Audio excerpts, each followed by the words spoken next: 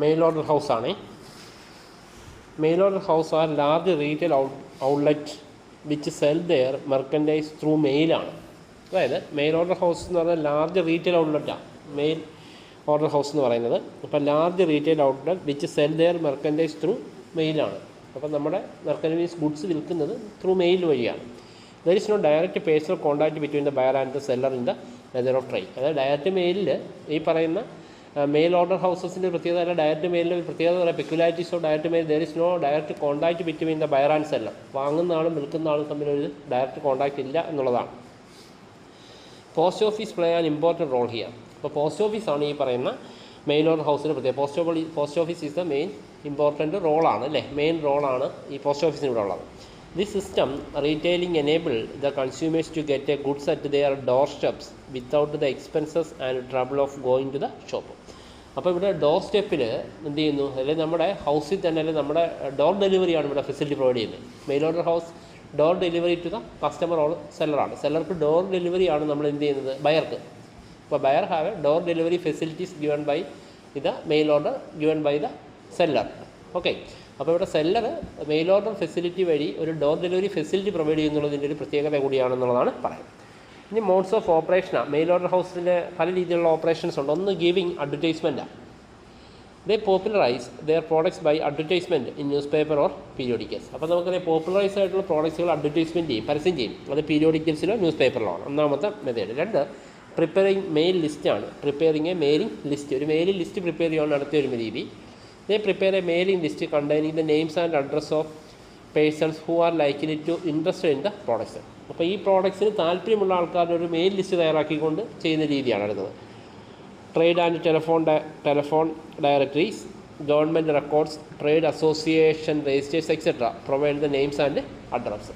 അപ്പോൾ ഇങ്ങനെ ഈ രീതിയിൽ നെയിംസ് ആൻഡ് അഡ്രസ്സ് എന്ത് ചെയ്യുന്നു പ്രിപ്പയർ ചെയ്തുകൊണ്ട് അവർക്ക് മെയിൽ ചെയ്യുന്ന രീതിയാണ് രണ്ടാമത്തെ മെത്തേഡ്. മൂന്ന് അപ്രോച്ചിങ് ദ പ്രോസ്പെക്റ്റീവ് കസ്റ്റമറാണ്. പ്രോസ്പെക്റ്റീവ് കസ്റ്റമറെ കണ്ടെത്തി അവരിലേക്ക് അപ്രോച്ച് ചെയ്യുന്ന രീതിയാണ്. They approach the prospective customer by sending circulars, leaflets, catalogues etcetera by പോസ്റ്റാണ്. അതായത് നമുക്കറിയാം ഒരു പ്രോസ്പെക്റ്റീവ് കസ്റ്റമേഴ്സിനെ അവരെന്ത് ചെയ്യും മനസ്സിലാക്കിയിട്ട് അവർക്ക് എന്ത് ചെയ്യുന്നുണ്ട് മെയിൽ ചെയ്യും, സർക്കുലേഴ്സോ ലീഫ്ലെറ്റ്സുകളോ കാറ്റലോഗുകളോ സെൻഡ് ചെയ്യും. അങ്ങനെ കസ്റ്റമറെ കണ്ടെത്തുന്ന രീതിയാണ് അടുത്ത രീതി. അടുത്ത റിസീവിങ് ഓഫ് ഓർഡേഴ്സാണ്. Customers send their orders by mail. അപ്പോൾ കസ്റ്റമേഴ്സ് അവരുടെ ഓർഡർ മെയിലിലൂടെ അയക്കും.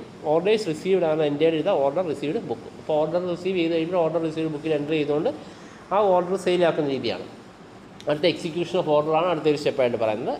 Arrangement are then made for the execution of the orders received. Order receive ചെയ്ത് കഴിഞ്ഞാൽ പിന്നെ ആ ഓർഡർ എന്ത് ചെയ്യും എക്സിക്യൂട്ട് ചെയ്യാൻ നടപ്പിലാക്കുക എന്നുള്ളതാണ്. Goods should be carefully verified to see that goods despatched are in accordance with the buyer's specification. വാങ്ങുന്ന ആളുടെ സ്പെസിഫിക്കേഷൻ അനുസരിച്ച് എന്ത് ചെയ്യാണ് ആ ഗുഡ്സിൻ്റെ ഓർഡർ എക്സിക്യൂട്ട് ചെയ്യുക എന്നുള്ളതാണ് അടുത്ത സ്റ്റെപ്പായിട്ട് പറയാം. Properly packed goods are delivered to the post office. പ്രോപ്പറായിട്ട് ഗുഡ്സ് പാക്ക് ചെയ്ത് എവിടെ കൊടുക്കുന്നത് പോസ്റ്റ് ഓഫീസിൽ കൊടുക്കുകയാണ് ചെയ്യുന്നത്.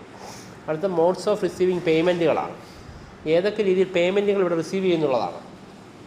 There are different modes of receiving payment. പല രീതിയിൽ നമുക്ക് പേയ്മെൻറ്റുകൾ റിസീവ് ചെയ്യാം. ഒന്ന് അഡ്വാൻസ് പേയ്മെൻറ്റ്, അതായത് അഡ്വാൻസ് ആയിട്ട് പേയ്മെൻറ്റ് ചെയ്യുന്ന രീതിയാണ്. Customer may ask to give a full amount in advance. ചില കസ്റ്റമർ എന്ത് ചെയ്യും ഇപ്പോൾ 1000 രൂപയുടെ സാധനമാണ് 1000 രൂപ അഡ്വാൻസ് ആയിട്ട് അടയ്ക്കും. ഓക്കെ, ആ രീതി. രണ്ട് വാല്യൂ പേയബിൾ പോസ്റ്റ്, BPP കണ്ടില്ലേ, വാല്യൂ പേയബിൾ പോസ്റ്റാണ്, VPP മോഡാണ്. Goods may be send by VPP. In such a case goods are send through post and the post office of the customers place will deliver the goods on receipt of the full amount. ഉണ്ടോ, അതായത് കസ്റ്റമറുടെ post ഓഫീസിലേക്ക് എന്ത് ചെയ്യുക goods നമ്മൾ send ചെയ്യുക, അല്ലെങ്കിൽ അയാളുടെ mailing അഡ്രസ്സിലേക്ക് സെൻഡ് ചെയ്യുന്നു. അവിടുന്ന് അദ്ദേഹം ഗുഡ്സ് എന്ത് ചെയ്യുന്നു കൈപ്പറ്റുന്ന സമയത്ത് എന്ത് ചെയ്യുന്നു റിസീവ് ചെയ്യുന്ന സമയത്ത് എമൗണ്ട് കൊടുക്കുന്നതാണ് VPP എന്ന് പറയുന്നത്, വാല്യൂ പേയബിൾ പോസ്റ്റ് കേട്ടോ. അടുത്ത പേയ്മെൻറ്റ് ത്രൂ ബാങ്കാണ്. Goods may be send through bank. നമ്മൾ എന്ത് ചെയ്യുന്നു goods may be send through a bank which is instructed to deliver the item to the customer on his or her making full payment. അപ്പോൾ അവിടെ എന്ത് ചെയ്യുന്നു payment അവിടെ bank വഴിയാണ് അവിടുത്തെ പേയ്മെൻറ്റുകൾ കളക്ട് ചെയ്യുന്നത്. ഓക്കെ ആണല്ലോ. ഇത് suitability of goods for mail ഓർഡറിൻ്റെ ബിസിനസ്സിൻ്റെ സ്യൂട്ടബിലിറ്റി എത്രത്തോളം ഉണ്ടെന്നാണ് നോക്കുന്നത്. ഒന്ന് they should be standardised, graded and branded. ഇത് സ്റ്റാൻഡർഡൈസ്ഡ്, ഗ്രേഡഡ്, ബ്രാൻഡഡ് ആയിട്ടുള്ളവർക്ക് ഇങ്ങനെ ചെയ്യാൻ കഴിയുള്ളൂ. They should be light in weight and convenient for sending by post. ഇപ്പോൾ ലൈറ്റ് വെയ്റ്റ് ആയിട്ടുള്ള ഗുഡ്സുകളിൽ നമുക്ക് എന്ത് ചെയ്യാൻ പറ്റത്തുള്ളൂ, ഇങ്ങനെ മെയിലിലൂടെ പോസ്റ്റ് ചെയ്യാൻ കഴിയുള്ളൂ. അടുത്ത they should be well known for their utility so that there is no need of convincing the people about the usefulness. അപ്പോൾ ഇതിൻ്റെ കൺവിൻസിങ് ആണ്, ഇതിൻ്റെ യൂസ്ഫുൾനെസ് കുറിച്ച് കസ്റ്റമേഴ്സിന് അറിയാമെന്നുണ്ടെങ്കിൽ മാത്രമേ അങ്ങനെയുള്ള ഗുഡ്സുകൾക്ക് മാർക്കറ്റുള്ളൂ. They should relatively valuable in proportion of their weight ആണ്. അപ്പോൾ ഇത് വാല്യൂ ചെയ്യുന്നതിൻ്റെ വെയിറ്റിനനുസരിച്ചാണ്, ഇല്ലേ? വെയിറ്റിനനുസരിച്ചാണ് ഇതിൻ്റെ പേയ്മെൻറ്റുകൾ നമ്മൾക്ക് എന്ത് ചെയ്യേണ്ടത്, പോസ്റ്റ് ഓഫീസിൽ അടയ്ക്കേണ്ടതായിട്ട് വരുന്നത്. They should be available in a large quantities through the year. അതേപോലെ തന്നെ they should not be easily perishable. നമുക്ക് പെരിഷബിളായിട്ടുള്ള കാര്യങ്ങൾ എന്ത് ചെയ്യാൻ പറ്റത്തില്ല, ഈസി ആയിട്ട് സെൻഡ് ചെയ്യാൻ കഴിയില്ല. They should not get a damage in transit. ഒരിക്കലും ഡാമേജ് ഇൻ ട്രാൻസിറ്റ് നമ്മളിവിടെ റിസീവ് ചെയ്യാൻ കഴിയുന്നില്ല. They should not locally available. ഒരിക്കലും ലോക്കലി ഇത് അവൈലബിൾ ആവണമെന്നില്ല. ഇതൊക്കെയാണ് ഇതിൻ്റെ സ്യൂട്ടബിലിറ്റി. ചോദിച്ച് കാണുന്നില്ല സ്യൂട്ടബിലിറ്റി ഒന്നും കേട്ടോ. Mail order business will be successful only if education is wide spread. Mail order business successful ആണ് എഡ്യൂക്കേഷൻ നമ്മൾ സ്പ്രെഡ് ആവുന്നതനുസരിച്ച്. വിദ്യാഭ്യാസപരമായി വരുമ്പോൾ മെയിൽ ഓർഡർ ബിസിനസ്സിൻ്റെയും സാധ്യതകൾ കൂടുകയാണ്. This is because only literate people can approach through advertisement and other forms written communication. നമുക്കറിയാം literate persons ഉണ്ടെങ്കിൽ മാത്രമേ ഈ പറയുന്ന മെയിൽ ഓർഡർ ബിസിനസ്സിന് എന്തുള്ളൂ, സാധ്യതകളുള്ളൂ എന്നുള്ളതാണ് പറയുന്നത്. ഇതിൻ്റെ കുറേ അഡ്വാൻറ്റേജ് ആണ് പറയുന്നത്. ഒന്ന്, ലിമിറ്റഡ് ക്യാപിറ്റൽ റിക്വയർമെൻറ്റ്. ഇതിന് നമുക്ക് ലിമിറ്റഡ് ക്യാപിറ്റലിൻ്റെ ആവശ്യമുള്ളൂ. This type of business can be started with a small amount of capital as it does not require huge building. നമുക്കറിയാം ചെറിയ എമൗണ്ട് ഓഫ് ക്യാപിറ്റൽ മതി, വലിയ ബിൽഡിങ്ങിൻ്റെ ആവശ്യമില്ല.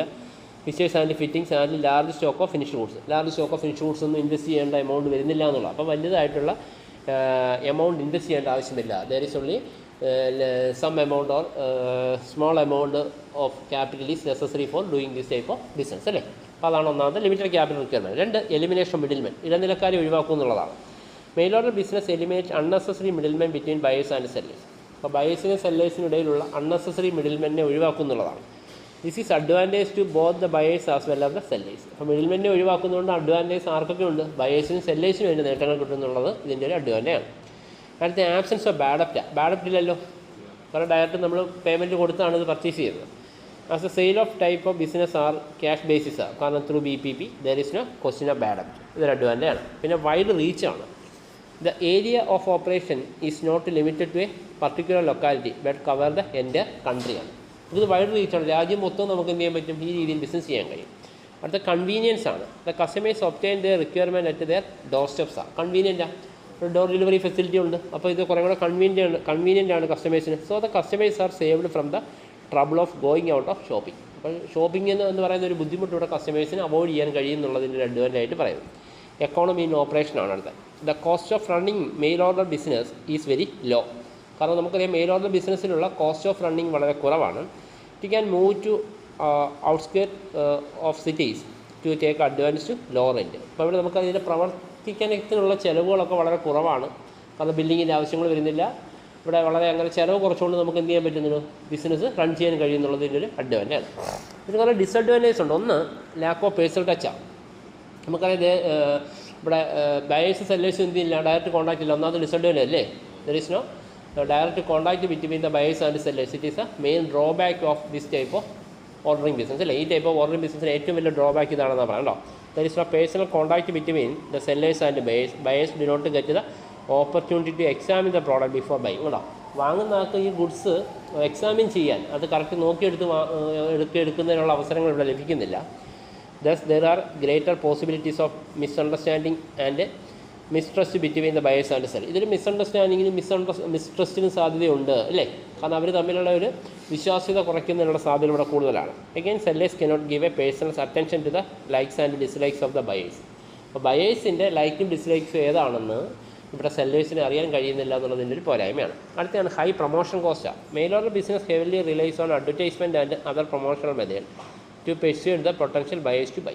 നമുക്കറിയാം കറക്റ്റായിട്ട് പരസ്യം ചെയ്യണം. നന്നായിട്ട് പരസ്യം ചെയ്തെങ്കിലേ ഇതെന്ത് ചെയ്യുന്നുള്ളൂ, നമുക്ക് നമുക്ക് റിലേറ്റീവായിട്ടുള്ള അല്ലെങ്കിൽ അതുമായിട്ട് മാക്സിമം അത് യൂസ്ഫുള്ളായിട്ടുള്ള കസ്റ്റമേഴ്സിനെ കണ്ടെത്താൻ കഴിയും. അപ്പോൾ high expense for advertisement cost ആണ് ദിസ് ടൈപ്പ് ഓഫ് ബിസിനസ്സിൻ്റെ ഒരു ഡിസഡ്വാൻറ്റേജ് എന്ന് പറയുന്നത്, അല്ലേ?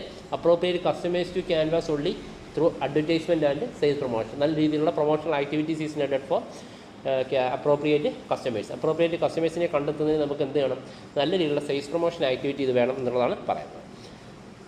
As a result huge amount are to be expended for promotion. അതുകൊണ്ട് അവിടെ ഹ്യൂജ് എമൗണ്ട് പ്രൊമോഷന് വേണ്ടി സ്പെൻഡ് ചെയ്യുന്നത് ഒരു ഡിസഡ്വാൻറ്റേജ് ആണ്.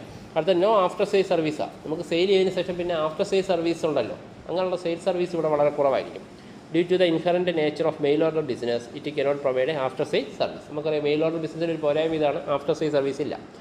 നോ ക്രെഡിറ്റ് ഫെസിലിറ്റീസ്, ഇവിടെ എന്തില്ല, കടം ഇല്ല, അതൊരു പോരായ്മയായിട്ടാണ് പറയുന്നത്. The customers cannot get a goods on credit, കസ്റ്റമേഴ്സിന് ഒരിക്കലും ഗുഡ്സ് കടത്തിന് ലഭിക്കത്തില്ല, ക്യാഷ് ഓൺ ഡെലിവറി മാത്രമേ ഉള്ളൂ എന്നുള്ളതൊരു പോരായ്മയാണ്. പിന്നെ അടുത്ത ഡിലേ ഓഫ് ഡെലിവറിയാണ്. As the goods have to B send by post there is a delay in the delivery of goods. നമുക്കറിയാം നമ്മൾ ഓർഡർ ചെയ്ത് കഴിഞ്ഞാൽ പിന്നെ അത് പോസ്റ്റ് വഴിയാണ് വരുന്നത്, ആ ഒരു കാലതാമസം എടുക്കും ഗുഡ്സ് നമുക്ക് എത്തിച്ചേരാൻ. So the goods need urgently cannot purchase in this way. അർജൻറ്റായിട്ട് ഗുഡ്സ് നമുക്ക് ഈ രീതിയിൽ വാങ്ങിയെടുക്കുക എന്ന് പറയുന്നത് വളരെ ഒരു ലോങ് ടൈം പ്രോസസ്സ്, ഒരു ഡിലേ പ്രോസസ്സാണെന്നുള്ളതാണ് ഒരു ഡിസഡ്വാൻറ്റേജ് ആയിട്ട് പറയുന്നത്. അടുത്ത പോസിബിലിറ്റി ഓഫ് അബ്യൂസാണ്. There are chance of dishonest traders cheating the customers by making false claim about the products or not honoring the commitment made through advertisement. ചില ഈ ഒരു കേസിനെ പറ്റി അഡ്വർടൈസ്മെൻറ്റിൽ പറയുന്ന ഒരു കമ്മിറ്റ്മെൻറ്റോ കാര്യങ്ങളൊന്നും ഈ പ്രോഡക്റ്റ്സ് ഉണ്ടാവണമെന്നില്ല, കസ്റ്റമേഴ്സിനെ ചീറ്റ് ചെയ്യാനുള്ള സാധ്യത ഇതിനകത്തുണ്ട് എന്നുള്ളതാണ് പറയുന്നത്. അടുത്ത high dependence on postal services ആണ്. The success of mail order business depends on heavily for efficient postal സർവീസാണ്. നല്ല രീതിയിലുള്ള പോസ്റ്റൽ സർവീസ് ഉള്ളിടത്ത് ഇത് വിജയിക്കുകയുള്ളൂ. പിന്നെ vast country like India this type of business has limited സ്കോപ്പാണ്. നമുക്ക് ഇന്ത്യയെ പോലുള്ള വലിയ ഇത്ര ജനസംഖ്യയുള്ള രാജ്യത്ത് ഈ ടൈപ്പ് ഓഫ് ബിസിനസ് പോസിബിൾ അല്ല എന്നുള്ളതാണ് പറയുന്നത്. അടുത്ത ലിമിറ്റഡ് ഗുഡ്സ് ആണ്. Under this type of business only certain specific articles can be deal with. ഇപ്പോൾ ഇവിടെ നമുക്കറിയാം സ്പെസിഫിക് ആയിട്ടുള്ള ചില ആർട്ടിക്കിൾസ് മാത്രമേ ഇതുവഴി ഡീൽ ചെയ്യുന്നുള്ളൂ എന്നുള്ളതാണ് പറയുന്നത്. ഇനി കൺസ്യൂമർ കോപ്പറേറ്റീവ് സ്റ്റോഴ്സ് ആണ്. ഓക്കെ അല്ലേ? ഓക്കെ, അപ്പോൾ അത്രയും വായിച്ച് നോക്കി.